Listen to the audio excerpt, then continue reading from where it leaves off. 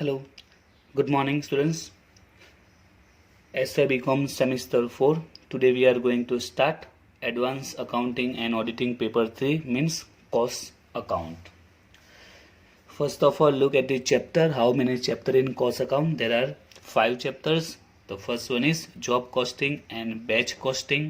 Second one, contract account, operating costing, process costing and standard costing. Okay total 5 chapter છે અને 5 chapter practical છે. Okay દરેકમાંથી આપણે sum પૂછાશે.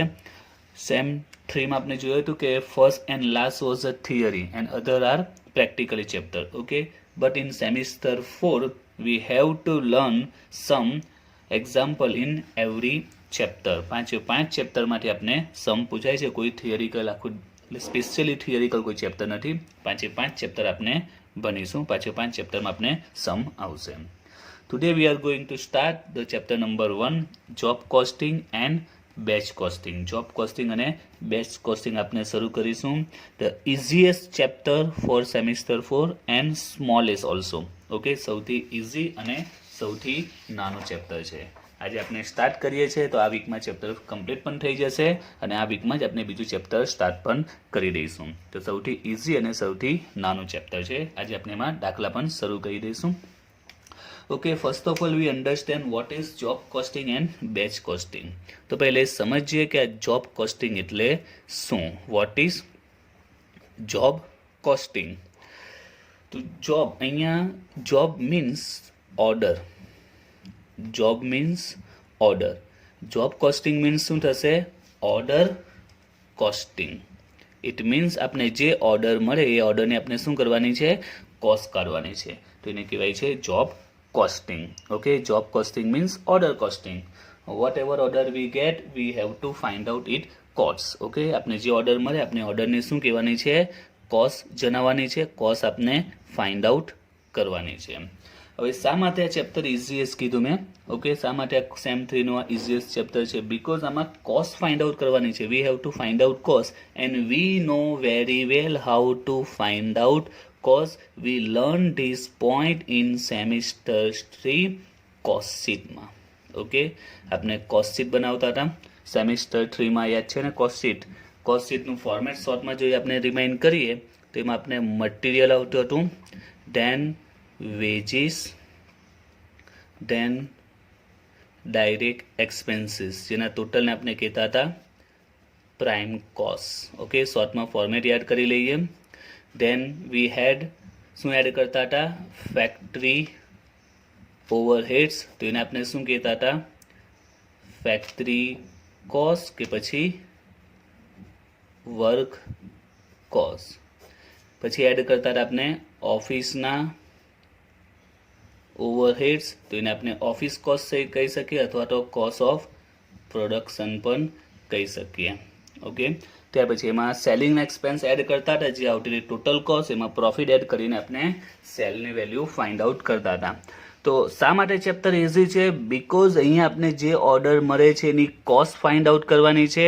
અને how to find out cost we know very well. આપણે ખબર જ છે કોસ્ટ કઈ રીતે ફાઇન્ડ આઉટ થાય કોઈ પણ વસ્તુની, કોઈ પણ પ્રોડક્ટની. તો એના માટે આપણે આ કોસ્ટ શીટ બની ગયા છે.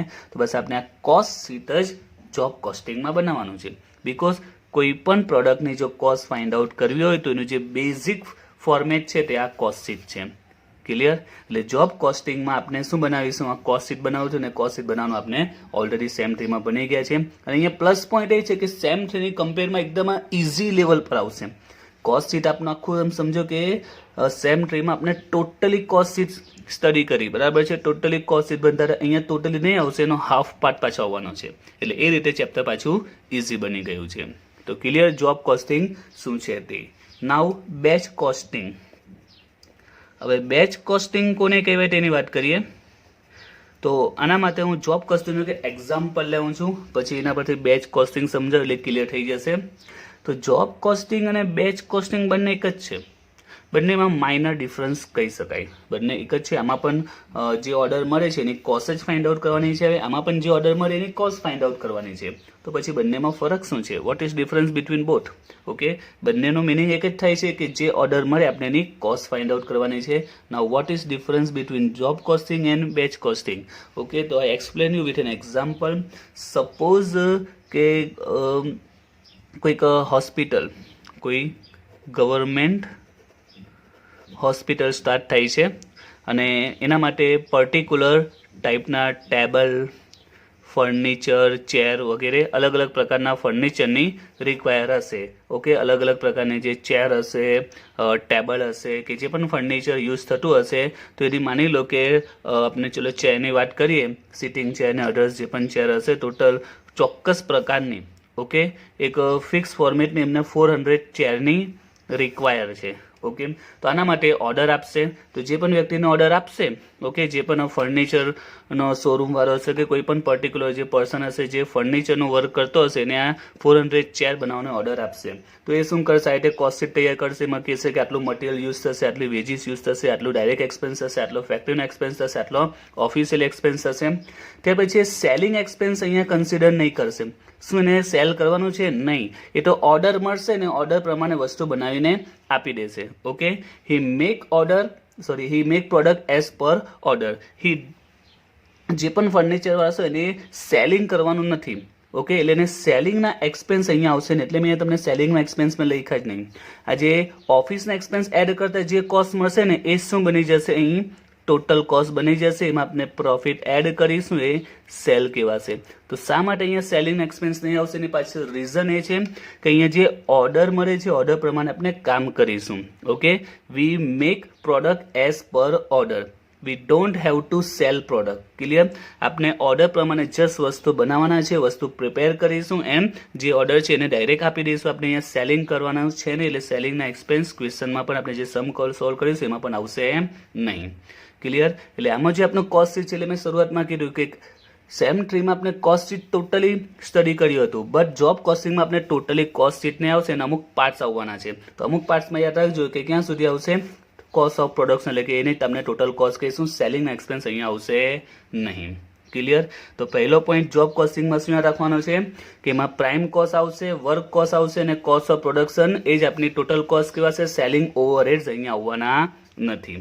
ફોર એક્ઝામ્પલ આવીએ તો 400 ચેરનો ઓર્ડર મળ્યો છે, તો એ ઓર્ડર પ્રમાણે વસ્તુ બનાવીને આપી દેશે. તો આ થયું જોબ કોસ્ટિંગ. બીજું એક્ઝામ્પલ લો. માની લો કે કોઈક સ્કૂલમાં કોઈ સ્કૂલવાળા સપોઝ કે પોતાના જે સ્ટુડન્ટ્સ છે, સ્કૂલમાં જે સ્ટુડન્ટ્સ બને છે, તો સપોઝ કે એક્ઝામ આવે છે, બોર્ડની એક્ઝામ આવે છે, તો એમને નક્કી કર્યું કે પોતાના સ્કૂલના જેટલા બી સ્ટુડન્ટ્સ છે, ઓકે, અથવા તો કોઈક સંસ્થા છે કે જે વિચાર્યું કે જે બોર્ડની એક્ઝામમાં જે પણ સ્ટુડન્ટ છે દરેકને ધારો કે અમારે બોલપેન પ્રેઝન્ટ કરવી છે, ઓકે, તેમના વિથ નેમ, જે પણ સંસ્થા હશે, જે ઇન્સ્ટિટ્યૂટ છે એના નામ સાથેની, તો એવી એમને સપોઝ કે 5000 બોલપેનની જરૂર છે. તો એના માટે જે પણ કોઈ બોલપેનનો પ્રોડક્ટ કરતા હશે એને ઓર્ડર આપશે કે ભાઈ અમને 5000ની બોલપેન જોઈએ છે, જે અમારા વિથ નેમ સાથે આવી જોઈએ. ઓકે, તો એ ઓર્ડર મળે તો એ આપણે જોબ કોસ્ટિંગ કહી શકીએ. નાઉ બેચ કોસ્ટિંગ પર આવે. બેચ કોસ્ટિંગ કોને કહેવાય?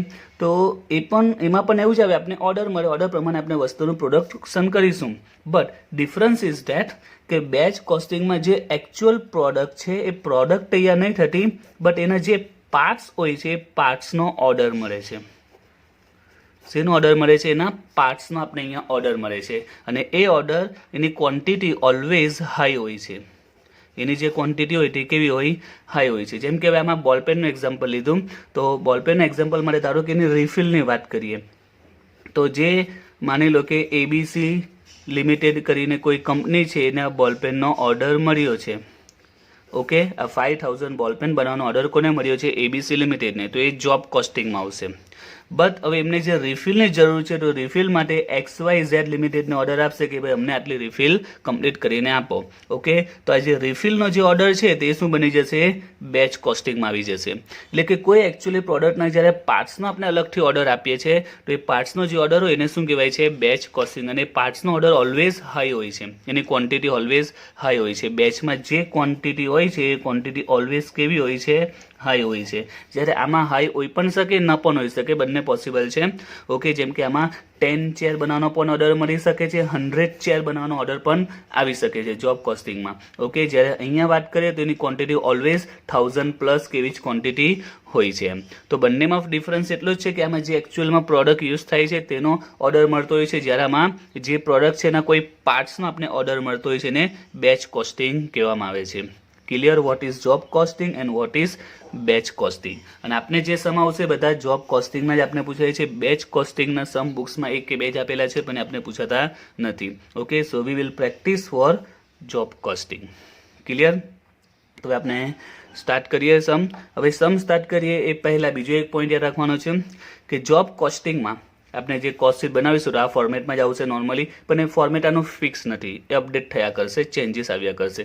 ચેન્જીસ આવ્યા કરશે એટલે કે આ પ્રાઇમ કોસ્ટ સુધીનું ફિક્સ છે, બિકોઝ પ્રાઇમ કોસ્ટ કન્ફર્મ છે. કોઈ પણ પ્રોડક્ટ પ્રિપેર કરો, કોઈ પણ પ્રોડક્ટ હોય એમાં એનું મટીરિયલ અને વેજીસ તો કન્ફર્મ યુઝ થતું જ હોય, અને એના વિશે એકચ્યુઅલમાં જે તે ઓનરને ખબર પણ હોય.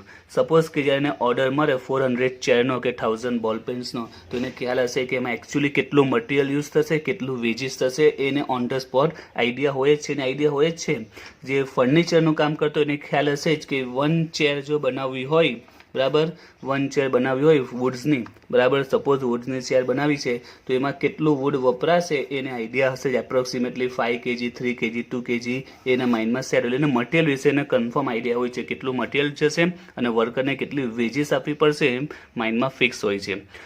બાકીના જે એક્સપેન્સ છે તે અપ એન્ડ ડાઉન થઈ શકે છે. ફેક્ટરીના એક્સપેન્સ છે, ઓફિસના, એ ચેન્જીસ આવી શકે છે. ઓકે, એમાં એક્સ્ટ્રા ખર્ચો પણ આવશે ને ખર્ચા એમાં લેસ પણ થઈ શકે છે. પણ આ બે ખર્ચા જે પ્રાઇમ કોસ્ટના આવે છે, મટીરિયલનો એક્સપેન્સ, વેજીસનો કે ડાયરેક્ટ એક્સપેન્સ, એ નોર્મલી ફિક્સ હોય છે. એટલે ફિક્સ મીન્સ આઈડિયા હોય છે કે આટલો એક્સપેન્સ નોર્મલી થતો હોય છે. ઓકે, તો હવે આપણે આમાં સમ સ્ટાર્ટ કરીએ આજે. Okay, so we are going to start first sum of this chapter, job costing and batch costing. The following figures related to jobs of manufacturing. એટલે કે આપણે 2 jobs એટલે કે 2 ઓર્ડર મળ્યા છે. એમાં ડાયરેક્ટ મટીરિયલ આપેલું છે, direct wages and direct expenses આપેલું છે. મેં હમણાં જ કહ્યું કે પ્રાઇમ કોસ્ટમાં જે એક્સપેન્સ આવે એના વિશે પરફેક્ટ આઈડિયા હોય છે, એટલે એના જે વેલ્યુ હોય છે ઓલવેઝ ક્વેશ્ચનમાં તમને આપેલી જ હશે. આમાં એક ફિક્સ પોઈન્ટ યાદ રાખજો, પ્રાઇમ કોસ્ટના એક્સપેન્સ તમને ક્વેશ્ચનમાં આપી દેશે. Direct material, direct wages, direct expense એ બધું કેના પાર્ટ છે? પ્રાઇમ કોસ્ટના છે. એટલે એ ક્વેશ્ચનમાં તમને ઓલવેઝ આપેલા જ હશે, બિકોઝ જે પણ પ્રોડક્ટ પ્રોડ્યુસર હોય છે ને આઈડિયા હોય જ છે કે પ્રાઇમ કોસ્ટના એક્સપેન્સ કેટલા થતા હોય છે. એટલે સપોઝ શું કરવું પડે? અધર એક્સપેન્સને, એટલે કે ફેક્ટરીના છે, ઓફિસના છે, એના વિશે થોડું વિચારવું પડે. બટ પ્રાઇમ કોસ્ટ વિશે એને પરફેક્ટલી આઈડિયા જ હોય છે કે પ્રાઇમ કોસ્ટમાં આટલા એક્સપેન્સીસ થતા હોય છે. Work overheads are 15% on prime cost and office overheads are 10% on work cost. Find out total cost of each job. Determine the selling price if profit is 20% on selling price. આ question 2017માં VNSUમાં આવ્યો હતો, but આ રકમ એ double છે. Okay, જે અમાઉન્ટ છે તે ડબલ છે. 2017માં VNSUમાં સમ પૂછાઈ ગયો છે બિફોર 3 years. ઓકે, જે અમાઉન્ટ છે અમાઉન્ટ મેં ડબલ કરી નાખી છે. એપ્રોક્સિમેટલી 6 to 7 માર્ક્સમાં સમ આવ્યો છે. તો સિમ્પલ છે, ઇઝીલી આરામથી માર્ક્સ મળી જાય. તો સ્ટાર્ટ કરીએ, આપણે કોસ્ટ શીટ આનું બનાવીએ, જોબ 1 એન્ડ જોબ 2. ઓકે, તો હેડિંગ આપીશું cost sheet for job 1 and job 2, particular job 1 and job 2. હવે એક પોઈન્ટ યાદ રાખવાનો છે કે યુનિટ કોસ્ટમાં જે કોસ્ટ શીટ આપણે પ્રિપેર કરતા હતા, કોસ્ટ શીટમાં આપણે ટોટલની કોલમ એન્ડ પર યુનિટની કોલમ બંને પ્રિપેર કરતા હતા. ઓકે, તો આપણા જે જોબ કોસ્ટિંગ ચેપ્ટર છે એમાં આપણે ટોટલની કોલમ જ પ્રિપેર કરીશું, પર યુનિટની કોલમ આમાં આવતી નથી. આપણે કઈ કોલમ પ્રિપેર કરીશું? ટોટલની જ કોલમ પ્રિપેર કરીશું. ઓકે, તો સ્ટાર્ટ કરીએ આપણે સમ. તો સૌથી પહેલા direct material, direct wages, direct expense. Prime કોસ્ટના એક્સપેન્સીસ આપેલા છે, એ એઝ ઇટ ઇઝ લખી દઈએ આપણે. Direct material, direct wages and direct expenses. ત્રણેયની અમાઉન્ટ આપેલી છે 32, 24 એન્ડ 12. 30, 28 એન્ડ 12. આપણે એનો ટોટલ કરીશું તો એ શું કહેવાશે? પ્રાઇમ કોસ્ટ કહેવાશે. That is 68,000 and 18,000.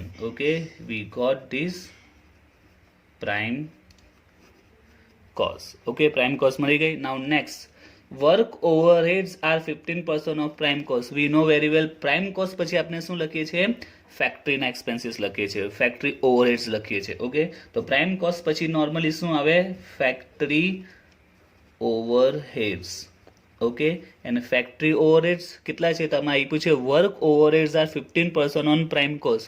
Work overheads means factory overheads. Work overheads means factory overheads. તો ફેક્ટરી ઓવરહેડ્સ નેક્સ્ટ આવે છે પ્રાઇમ કોસ્ટ પછી આપણે ફેક્ટરીના ઓવરહેડ્સ કન્સિડર કરીએ છીએ અને ફેક્ટરીના ઓવરહેડ્સ કેટલા છે યાર? 15% ઓન પ્રાઇમ કોસ્ટ. એટલે કે જે પ્રાઇમ કોસ્ટ છે એને આપણે 15% કરીશું તો આપણે શું મળશે? Work overheads means factory overheads. Prime કોસ્ટના કેટલા કરીશું?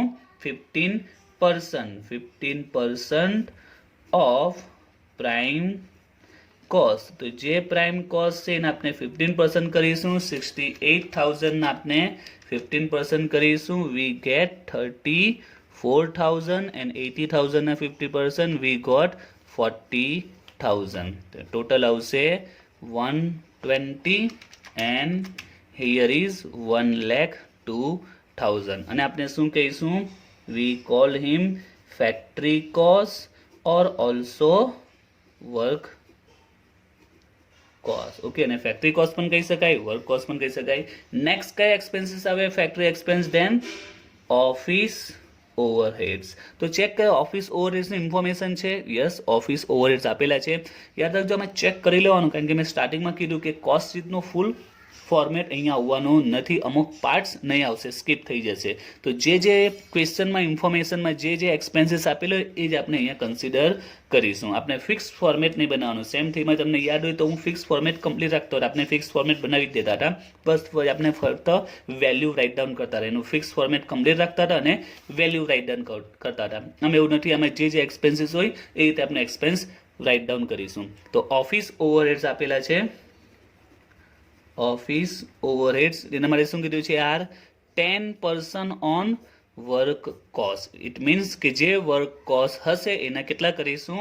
10% ઓફ વર્ક કોસ્ટ. તો we have a work cost for both job. 1,10,000 ના 10%, 10,200 અને અહીંયા આવશે 12,000. ઓકે, તો હવે આપણે ટોટલ કરીશું તો અહીંયા આવશે 1,12,200 and here 132. અને આપણે શું કહીશું? ઓફિસ કોસ્ટ અથવા તો cost of production.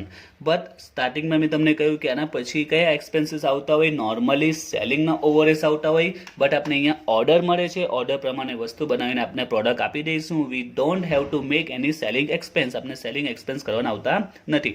But suppose ક્વેશ્ચનમાં જો સેલિંગ ઓવરહેડ્સ આપેલા હોય તો આપણે રાઇટ ડાઉન કરવા પડે. બટ 99% કેસીસમાં આવતા નથી. બટ જો ક્વેશ્ચનમાં સેલિંગ ઓવરહેડ્સ આપેલા હોય એની ઇન્ફોર્મેશન હોય તો આપણે રાઇટ ડાઉન કરીશું. બટ મોટા ભાગે ઇમ્પોસિબલ છે, આવશે નહીં. તો હવે સેલિંગ આવશે નહીં તો આ જે આપણે મળશે એને આપણે નામ આપી દઈશું ટોટલ કોસ્ટ. ક્લિયર? તો જે પહેલો આપણો ક્વેશ્ચન પૂછેલો, find out total cost for each job.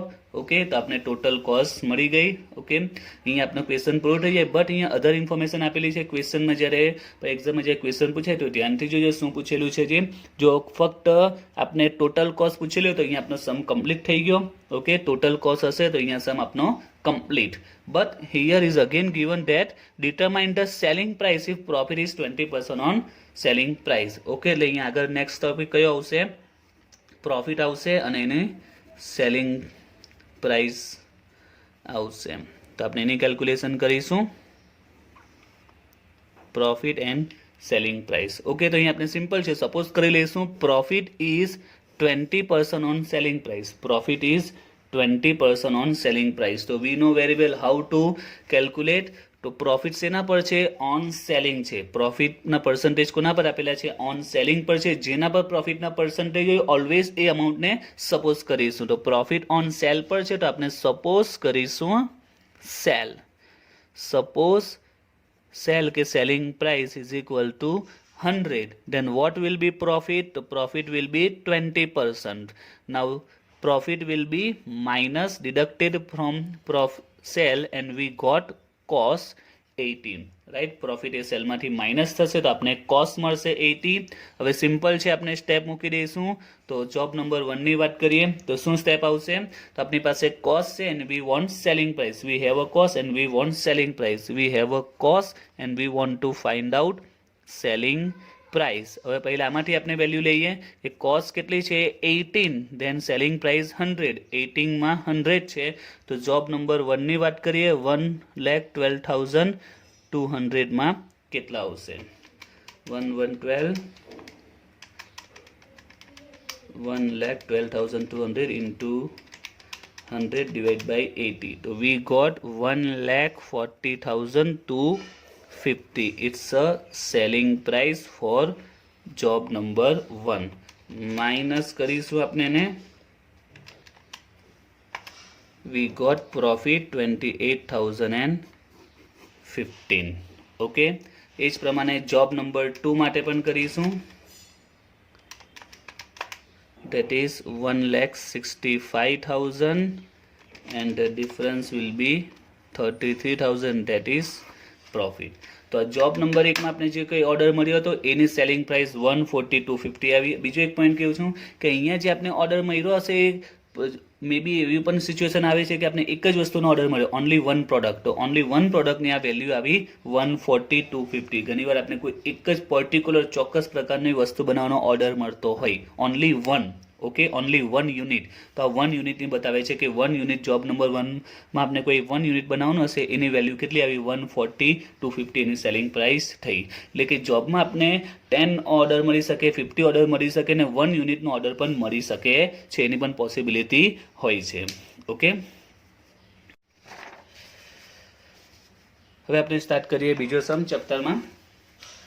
The following information is given for job number 1110. હવે અહીંયા એક જ જોબને લગતી ઇન્ફોર્મેશન આપેલી છે, જોબ નંબર 1110. મટીરિયલ્સ આપેલું છે 19,000, material 90,000. Veggies department A, B and C. Okay, એમાં 200 hours, ₹5 per hour, 300 hours, ₹6 per hours and department C 500 hours, ₹7 per hour. હવે આને સમજીએ. મટીરિયલ આપી દીધું છે 90,000. વેજીસમાં એવું કીધું છે કે બીકોઝ અમુક પ્રોડક્ટ એવી હોય કે જે અલગ અલગ ડિપાર્ટમેન્ટમાં એમાં વર્ક કરવું પડે. તો હિયર આપણે આ ઓર્ડરને કમ્પ્લીટ કરવા માટે વી have to work in 3 different department. In department A we have to work for 200 hour and per hour charges ₹5, like that B and C. Okay, material ને વેજીસની ઇન્ફોર્મેશન આવી. Next, variable overheads estimated. Variable overhead શું આપ્યા છે એનું estimate આપ્યું છે દરેકે દરેક ડિપાર્ટમેન્ટમાં. સોરી, અહીંયા એડ કરી દઈએ department A, B and C. Department A ની વાત કરીએ ₹40,000 for 500 hours and like for B 72,000 rupees for 8,000 hours and 25,000 rupees 2,500 hours. Fix overheads આપેલા છે ₹1,25,000 for 25,000 hours. Calculate the cost of job number 110 and also find the price to be charged so as to earn profit on 33 1/3% on selling price. Okay, now in this question સૌથી પહેલાં તો આપનો જે format છે ફોર્મેટને આપણે follow નહીં કરી શકીશું. મેં સ્ટાર્ટિંગમાં તમને કહ્યું કે આ ફોર્મેટ ફિક્સ નથી, આમાં ચેન્જીસ થયા કરશે. બટ આમાં એક વસ્તુ ફાઇનલ છે જે ચેન્જીસ નહીં આવશે, that is prime cost. Job કોસ્ટિંગમાં આપણે જેટલા પણ સમ સોલ્વ કરીશું દરેકે દરેક સમમાં પ્રાઇમ કોસ્ટની ઇન્ફોર્મેશન કન્ફર્મ આપેલી હશે. ઓકે, પ્રાઇમ કોસ્ટની ઇન્ફોર્મેશન ડાયરેક્ટલી જ આપેલી હશે. આપણે જે ફર્સ્ટ સમ જોયો એમાં પણ પ્રાઇમ કોસ્ટની ઇન્ફોર્મેશન આપી દીધી હતી. સેકન્ડમાં બી તમે જો પ્રાઇમ કોસ્ટમાં મટીરિયલને વેજીસ આપી દેશે. એટલે કે પ્રાઇમ કોસ્ટ સુધી જે આવે છે એટલે કે એમાં મટીરિયલ આવે છે, વેજીસ આવે, ડાયરેક્ટ એક્સપેન્સ હશે, એની વેલ્યુ એ એકચ્યુઅલી ક્વેશ્ચનમાં આપેલી હશે, રિયલ અમાઉન્ટ હોય છે. એ જે પણ અમાઉન્ટ હોય છે બધી કઈ છે રિયલમાં, એટલે કે આ જોબ ઓર્ડર કમ્પ્લીટ કરવા માટે એકચ્યુઅલમાં આટલું મટીરિયલ યુઝ થશે, વેજીસ ને એક્સપેન્સનો એકચ્યુઅલ એક્સપેન્સ આ આપેલો હોય છે. એટલે આખા ચેપ્ટરમાં યાદ રાખજો, મટીરિયલ અને વેજીસના જે એક્સપેન્સીસ હોય છે એ એકચ્યુઅલમાં જે એક્સપેન્સ થવાનો તે હોય છે. And other expenses are always, જેટલા પણ અધર એક્સપેન્સીસ હશે ઓકે, એના માટે કોઈકને કોઈ ક્લુ આપેલો હશે અથવા તો એ એસ્ટિમેટ હોતે, બરાબર, કોઈને કોઈ ક્લુ આપેલો હશે અથવા તો એક્સપેન્સીસ કેવા હશે, એસ્ટિમેટેડ હશે, અંદાજિત હશે, એ રિયલ અમાઉન્ટ નહીં હશે. ઓકે, તો ચેપ્ટરમાં યાદ રાખજો, જ્યારે પણ કોઈ પણ સમા ચેપ્ટરનો સ્ટાર્ટ કરો, પ્રાઇમ કોસ્ટની જે ઇન્ફોર્મેશન છે એ તમારે સૌથી પહેલાં રાઇટ ડાઉન કરી જ દેવાની, જે આપેલી છે તે. અધર એક્સપેન્સીસ માટે આફ્ટર પ્રાઇમ કોસ્ટ જે પણ એક્સપેન્સીસ આવે છે એના માટે તમારે કંઈક ને કંઈક કેલ્ક્યુલેશન કરવી પડશે કમ્પલસરી. ક્લિયર? તો પ્રાઇમ કોસ્ટની ઇન્ફોર્મેશન ડાયરેક્ટ આપેલી હશે, જે ઓલવેઝ રિયલ અમાઉન્ટ હોય છે, એ આપણે ડાયરેક્ટ લખી દેવાની. શા માટે? એના માટે મેં સ્ટાર્ટિંગમાં તમને એક પોઈન્ટ કીધેલો હતો કે જ્યારે ઓર્ડર મળતો હોય છે, તો જેમ કે આમાં વુડનું એક્ઝામ્પલ આપેલું છે ચેરનું, કે એમાં કેટલું મટીરિયલ ને વેજીસ એનો આઈડિયા ઓન ધ સ્પોટ આવી જાય છે. બટ અધર એક્સપેન્સીસ માટે ફેક્ટરી ઓફિસના કે જે બી અધર એક્સપેન્સીસ હોય એના માટે લાસ્ટ યરનું કે એના પહેલાં જે ઓર્ડર મળ્યો હતો એમાં ચેક કરવું પડશે કે નોર્મલી કેટલો એક્સપેન્સીસ થાય છે. એટલે એક પોઈન્ટ માઇન્ડમાં સેટ કરી જ દેજો, જો આ ચેપ્ટરમાં કન્ફ્યુઝન નહીં ક્રિએટ કરવી હોય, પ્રોબ્લેમ આવતો હોય, બરાબર. In short may be problem આવે તો એક આમાં જ આવી શકે છે. તો એક પોઈન્ટ માઇન્ડમાં સેટ કરી દેજો કે પ્રાઇમ કોસ્ટના જે પણ અમાઉન્ટ્સ હોય છે, જે પણ ફિગર આપેલા હોય છે એ એકચ્યુઅલમાં રિયલમાં હોય છે. એટલે આપણે કોઈ પણ સમમાં એ આપણે ડાયરેક્ટ લખી દઈશું. એન્ડ આફ્ટર પ્રાઇમ કોસ્ટ જેટલા પણ એક્સપેન્સ હોય એમાં આપણે કેલ્ક્યુલેશન કરવાની આવશે. એ એક્સપેન્સીસ રિયલ નહીં હશે, એ જેટલા બી એક્સપેન્સીસ હશે, ફિગર હશે, ઓલવેઝ એસ્ટિમેટ હશે. જેમ કે આ ક્વેશ્ચનમાં કયું છે, એસ્ટિમેટ છે. અને જો બાય ચાન્સ ન કહ્યું હોય તો પણ આપણે સપોઝ કરીને ચાલશું કે એક્સપેન્સ કેવા છે, એસ્ટિમેટ છે. ફોર એક્ઝામ્પલ, ફિક્સ ઓવરહેડ્સમાં કોઈ ઇન્ફોર્મેશન નથી આપી, તો we suppose that it's a estimated expense. Clear? તો રિયલ અમાઉન્ટ ઓનલી પ્રાઇમ કોસ્ટની હશે. હું વારંવાર રિપીટ કરું છું કારણ કે આમાં જ ખાલી એક જ કન્ફ્યુઝન ક્રિએટ થઈ શકે, બીજામાં ચેપ્ટરમાં કોઈ કન્ફ્યુઝન છે જ નહીં. તો પ્રાઇમ કોસ્ટની જે અમાઉન્ટ હોય તમારે ડાયરેક્ટ લખી જ દેવાની છે, એમાં વિચારવાનું નથી, રિયલ અમાઉન્ટ છે. એન્ડ આફ્ટર જે એક્સપેન્સીસ હશે ઓકે, એના પછી જે એક્સપેન્સીસ હશે આફ્ટર પ્રાઇમ કોસ્ટ એમાં તમારે કેલ્ક્યુલેશન કરવી પડશે. અમાઉન્ટ રિયલ નહીં હશે, એસ્ટિમેટેડ હશે, અથવા તો આપણે આ પ્રમાણે આમાં જે રીતના ક્લુ આપેલા હતા 15%, 10% રીતે ફાઇન્ડ આઉટ કરવી પડશે. ક્લિયર? તો સ્ટાર્ટ કરીએ આપણે સેકન્ડ સમ. તો આ રીતનો સમ પણ યુનિવર્સિટીમાં 4 to 5 ટાઈમ્સ આવી ગયો છે. તો સ્ટાર્ટ કરીએ. સૌથી પહેલા અમને સમજાવ્યું તે રીતે મટીરિયલ ને વેજીસ એ પ્રાઇમ કોસ્ટની ઇન્ફોર્મેશન જે રિયલ હોય છે આપણે ડાયરેક્ટ લખી દઈશું. જોબ નંબર 1110 નું આપણે જોબ કોસ્ટ શીટ પ્રિપેર કરીએ. તો first of all material given 90,000 and veggies ત્રણેય ડિપાર્ટમેન્ટ અલગ અલગ આપેલી છે. એટલે કે અહીંયા ડિપાર્ટમેન્ટ એ માં 200 અવર્સ વર્ક કરવાનું છે, ડિપાર્ટમેન્ટ બી માં 300 અવર્સ એન્ડ ડિપાર્ટમેન્ટ સી માં 500 અવર્સ. અને પર અવર ચાર્જીસ આપેલા છે, એની સાથે મલ્ટીપ્લાય કરી દઈશું. ઓકે, તો 1000 આવશે, 1800 and 3500, total 6300 and we got prime cost 96,300. Clear? તો પ્રાઇમ કોસ્ટ સુધી જે અમાઉન્ટ હોય એકચ્યુઅલમાં રિયલ હોય છે, ત્યાર પછીમાં જ આપણે વિચારવાનું આવશે આખા ચેપ્ટરમાં. ઓકે, દરેકે દરેક જે પણ સમ આવશે એમાં પ્રાઇમ કોસ્ટની ઇન્ફોર્મેશન ડાયરેક્ટ લખી દઈશું, રિયલ હશે, બાકીનામાં આપણે કેલ્ક્યુલેશન કરવી પડશે. હવે નેક્સ્ટ એક્સપેન્સ આપણે ખબર છે પ્રાઇમ કોસ્ટ પછી કયા આવે, ફેક્ટરીના આવે, ધેન ઓફિસના. Here there is not any given information about factory overheads, not office overheads. અહીંયા ડાયરેક્ટ આપેલું છે વેરિયેબલ અને ફિક્સ. તો શરૂઆતમાં મેં એમને જ કેવા સમજાવ્યું કે આ ફોર્મેટ ફિક્સ નથી, ચેન્જીસ થયા કરશે. પ્રાઇમ કોસ્ટ ફિક્સ આવશે, ત્યાર પછીના એક્સપેન્સ જો આપેલા હોય તો આપણે આ ફોર્મેટમાં જઈશું, ન આપેલા હોય તો જે એક્સપેન્સીસ આપેલા છે એ ડાયરેક્ટ રાઇટ ડાઉન કરી દઈશું. તો આગળ શું આપેલું છે, વેરિયેબલ ઓવરહેડ્સ. ઓકે, તો ડાયરેક્ટ લખી દઈશું વેરિયેબલ ઓવરહેડ્સ. એમાં બી 3 ડિપાર્ટમેન્ટમાં આપ્યું છે, department A, department B and department C. Then fix overheads આપેલા છે, ડાયરેક્ટ લખી દઈશું ફિક્સ ઓવરહેડ્સ. એટલે અહીંયા પેલું સ્ટેપ ફોર્મેટ નહીં આવશે કે ફેક્ટરીને એડ કરીશું, ફેક્ટરી કોસ્ટ, ઓફિસને એડ કરીશું, ટોટલ કોસ્ટ. એ ફોર્મેટ પોસિબલ નથી બીકોઝ એની કોઈ ઇન્ફોર્મેશન નથી. ક્લિયર? ઓકે, હવે સ્ટાર્ટ કરીએ વેરિયેબલ ઓવરહેડ્સ. તો મેં કીધું તે અમાઉન્ટ રિયલ નથી, એસ્ટિમેટ છે. આમાં કીધેલું છે, જો નહીં કીધું હોય તો બી આપણે સપોઝ કરી લઈશું આ કેવી અમાઉન્ટ હશે, એસ્ટિમેટેડ જ હશે. નાવ ડિપાર્ટમેન્ટ એ નો એક્સપેન્સીસ આપેલો છે 40,000. ઓકે, એનો એક્સપેન્સીસ કેટલો છે 40,000 બટ ફોર 5,000 અવર્સ. એટલે કે જો ડિપાર્ટમેન્ટ એમાં 5,000 અવર્સ આપણે વર્ક કરીશું and expense will be 40,000. It means કે 5,000 અવર્સ જો આપણે વર્ક કરીશું દેન એક્સપેન્સ વિલ બી 40,000. 5,000 અવર્સના કેટલો એક્સપેન્સ થશે 40,000. But in actual it is estimated amount. Okay, now we go to the real amount. તો રિયલ શું કહે છે કે આ જે આપણે ઓર્ડર મળ્યો છે એ ઓર્ડર કમ્પ્લીટ કરવા માટે ડિપાર્ટમેન્ટ એમ આપણે જોયું વેજીસ 200 અવર્સ આપેલી ડિપાર્ટમેન્ટ એમાં 2 અવર્સ ₹5 પર અવર્સ એટલે કે ડિપાર્ટમેન્ટ એમાં ઇનડાયરેક્ટલી આપણે કેટલા અવર્સ વર્ક કરવાનું છે 200 hours. Department A ma we work only for 200 hours and this expense is given 40,000 for 500 hours. 5,000 hours. 5,000 hours no expense is 40 che, but we work only for 200 hours. So how can we find out actual amount? So 5,000 hours now 40,000 che, but we work only for 200 hours. So what will be expense for 200 hours? तो अपने solve करें we got amount 1,600. Clear? આ department એનું થયું. Like that department બી માં જોઈએ તો આપણે 8,000 અવર્સ વર્ક કરીએ ને 72,000 આપેલા છે. 8,000 અવર્સનો એક્સપેન્સીસ કેટલો છે 72. 8,000 નો 72 છે. હવે ડિપાર્ટમેન્ટ બી માં એકચ્યુઅલી આપણે કેટલા અવર્સ વર્ક કરીએ છીએ એકચ્યુઅલી 300 અવર્સ. તો 300 અવર્સના કેટલા આવશે તો વી ગોટ 2,700. ક્લિયર. તો આ એસ્ટિમેટેડ છે ને આ રિયલ છે તો આપણે રિયલને ફોલો કરીશું. નાઉ બીજું પણ એક રીત છે આ રીતે શોધી શકાય સ્ટેપને. એ સિવાય બીજો બી ઓપ્શન છે. અહીંયા આપણે પર અવર એક્સપેન્સીસ જો ફાઇન્ડ આઉટ કરી નાખીએ તો હજુ બેટર કહેવાય. પર અવરનો એક્સપેન્સીસ કેટલો છે જો 40,000 રૂપીસ છે ફોર 5,000 અવર્સ. 5,000 અવર્સના 40,000 છે તો પર અવર અમાઉન્ટ કેટલી આવશે તો 40,000 ડિવાઇડ બાય 5,000 અવર્સ કરો તો we get per hours amount 8 rupees. Clear.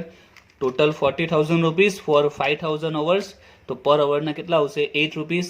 Like that 72,000 rupees divide by 8,000 કરીશું તો અહીંયા આવશે 9. હવે ચેક કરીએ આ રીતે પણ કેલ્ક્યુલેશન થઈ શકે છે. જુઓ ડિપાર્ટમેન્ટ એમાં 200 અવર્સ આપણે વર્ક કર્યું છે અને પર અવર ચાર્જીસ કેટલો છે વેરિયેબલનો 8 તો 200 into 8 we get amount 1,600. ફરીથી પર અવર 8 રૂપીસ છે. વેરિયેબલ ઓવરહેડ્સ ઇન ડિપાર્ટમેન્ટ એ પર અવર 8 rupees and we work 200 hours in department A. It means 200 into 8 we got amount same 16. Like the department B. Department B variable overheads per hour 9 and we work for 300 hours. So 300 into 9, 9 3 are 27. We got same amount. એટલે કે આપણે step મૂકીને પણ find out કરી શકીએ અને પર અવર find out કરીએ. આઈ થિંક પર અવર એ બેટર કહેવાશે. તો we follow this method. We can also find out this method variable overheads. એ જ રીતે ડિપાર્ટમેન્ટ સીમાં 25,000 rupees for 2,500 hours that is per hour 10 rupees. Now calculate variable overheads. Department A we work for 200 hours and per hour variable overheads 8 rupees. We got 1,600. Okay. And department B we work 300 hours. Remember I have also tell you prime કોસ્ટના જે amount છે તે real છે અને આ estimated છે. આપણે રિયલને follow કરીશું. આપણે રિયલ એક્સપેન્સીસ ફાઇન્ડ આઉટ કરવાના. રિયલ અમાઉન્ટ છે એકચ્યુઅલમાં રિયલમાં આટલો એક્સપેન્સ થશે આટલા અવર્સ વર્ક કરવું પડશે અને આ એસ્ટિમેટેડ છે. ઓકે. ક્વેશ્ચનમાં કયું હોય કે ન કયું હોય યાદ રાખજો. આ કેવા કહેવાશે એસ્ટિમેટેડ એક્સપેન્સીસ કહેવાશે. 300 hours per hour 9 એટલે 2,700 and department C we work for 500 hours and per hour 10 that is 5,000. Total 9,300 and last fixed overheads. તો એમાં જોઈએ ₹1,25,000 for 25,000 hours. તો આમાં પણ આપણે પર અવર ફાઇન્ડ આઉટ કરી દઈએ તો પર અવર કેટલા આવશે 125 divide by 25 we got per hour 5 rupees. Now the question is that કેટલા અવર્સ આપણે વર્ક કર્યું છે એની તો કોઈ ઇન્ફોર્મેશન નથી. Here there is a department A, B and C. Okay, we got information about 3 department. Okay, and આપણે ખબર છે દરેક ડિપાર્ટમેન્ટમાં કેટલા અવર્સ કામ કર્યું છે. Okay, the information is given about each department. But here nothing given. Okay, કયા ડિપાર્ટમેન્ટનું છે ઇન્ફોર્મેશન આપી નથી. તો અહીંયા ટોટલ અવર્સ કેટલા છે એની કોઈ ઇન્ફોર્મેશન નથી. How many hours work here. Now common point that is fix expense છે. તો ફિક્સ એક્સપેન્સ ડિપાર્ટમેન્ટનો નહીં હશે, ટોટલ ફેક્ટરીનો ફિક્સ એક્સપેન્સ હશે. તો આપણે અવર્સ પણ ટોટલ કન્સિડર કરીશું. ટોટલ કેટલા અવર્સ આપણે વર્ક કરીએ છીએ તે કન્સિડર કરીશું. ઓકે, ફિક્સ એક્સપેન્સ એ ટોટલ ફેક્ટરીના એક્સપેન્સીસ છે. તો ફેક્ટરીમાં આપણે ટોટલ કેટલા અવર્સ વર્ક કરીશું ફોર કમ્પ્લીટ જોબ નંબર 1. તો we have work in department A 200, in department B 300 and department C 500. It means we work for 1000 hours. Clear? So here we consider total hours. Total કેટલા hours work કર્યું તે. Okay, તો total 1000 hours and per hour fixed expenses 5 rupees and we got amount 5000. Clear? Now we will total this and we got 1,10,600. It's a total cost. Last જે હશે ને આપણે total cost કહી દઈશું. આમાં ફિક્સ યુનિટ કોસ્ટનું જે cost શીટનું format છે follow થશે નહીં. જે એક્સપેન્સ આપેલા છે એ આપણે રાઇટ ડાઉન કરી દઈશું. ઓકે, હવે ક્વેશ્ચનમાં જે કીધું છે calculate cost of job number 110. તો આપણે કોસ્ટ મળી ગઈ. Now also find the price to be charged so as to earn profit on 33 1/3% on selling price. તો અગાઉ જે સમ્મા તે રીતે છે. તો આપણે સપોઝ કરીશું, કોને સપોઝ કરીશું? સેલિંગને. Suppose selling price 100. Now what will be profit? Profit will be 33.33. minus કરીશું તો we will get 66.67. It's a cost. Okay, now step, if cost 66.67 then selling price 100 and what will be cost? We have 1,10,600. Okay, now solve this one on calci. 10,600 into 100 divide by 66.67 છે. but we know very well કે અહીંયા 66 continuous આવે છે. તો આપણે divide by 66.66 continuous. Okay, આખી સ્ક્રીનમાં 66 લખી દઈશું. then we will get the perfect answer 1,65,900. જો તમે બેસ્ટ અમાઉન્ટ લખો એટલે 2 ડિજિટ સુધી જો લખશો તો આન્સર આ રીતે પોઈન્ટમાં આવશે ને મિસ્ટેક થશે. એટલે બેટર ઓપ્શન છે જ્યારે પણ આ રીતનું આવતું હોય 33.31% એમાં જ ઇસ્યુ આવે તો આપણે પૂરી સ્ક્રીન જ ભરી દેવાની લાસ્ટ સુધી. ઇન્ટુ 100 ડિવાઇડ બાય 6.666 લાસ્ટ સુધી લખી દો તો we get a perfectly answer. Sorry, into 100 divide by 66.666 તો વી ગેટ પરફેક્ટ આન્સર 1,65,900. એને કહેવાશે sales price 1,65,900 and the profit will be 55,300. Clear? તો સિમ્પલ સમ છે. તમારે ફક્ત બેઝિક પોઈન્ટ કોસ્ટ શીટનું આવું આવડવું જોઈએ અને એક પોઈન્ટ ખાસ રાખવાનું છે તે પ્રાઇમ કોસ્ટના એક્સપેન્સીસ. ઓકે, આખા ચેપ્ટર માટે બસ આ પોઈન્ટ તમારે કન્સિડર કરવાનું કે પ્રાઇમ કોસ્ટ ડાયરેક્ટ લખી દઈશું એ અમાઉન્ટ રિયલ હશે. ઓકે, રિયલ એક્સપેન્સીસ હશે. જ્યારે બાકીની અમાઉન્ટ પ્રાઇમ કોસ્ટ પછી જે હશે તમારે ફાઇન્ડ આઉટ કરવાની આવશે. એના લગતે કોઈને કોઈ ક્લુ આપેલા હશે. ઓકે.